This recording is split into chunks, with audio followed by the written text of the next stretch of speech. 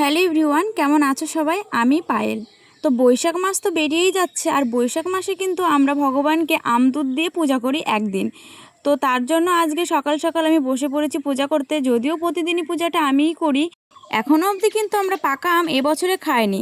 তো ভগবানকে দিয়েই আগে শুরুটা করি আমরা প্রতিটা বছরই। তো আজকে আমি সকাল সকাল ঘরের পূজাটা সেরে নিয়েছি, আর মা কিন্তু এদিকে চলে এসেছে কালীতলাতে। মা আজকে কালীতলাতে দুধকলা দেবে, তার জন্য কিন্তু মা অনেক আগেই চলে এসেছে কালীতলাতে।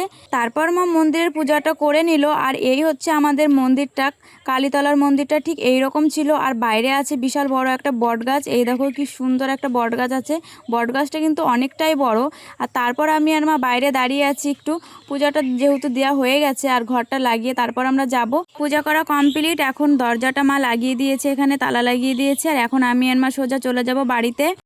বাড়ি আসার পর আমি যে ঘরে পূজা করে গিয়েছিলাম সেই প্রসাদটা এখন তুলে নেবো একটা বাটির মধ্যে। তারপরে এই প্রসাদটাকে আমি হালকা করে মেখে নেব, তারপর বাড়ির সবাইকে এই প্রসাদটাকে দেব আর নিজেও খাবো। তো তোমরা কে কে বৈশাখ মাসে ঘরে দুধ দাও এইভাবে? তো আমাকে একটা কমেন্ট করে অবশ্যই বলবে। তো দেখা হচ্ছে নেক্সট ভিডিওতে। আজকের মতো টাটা।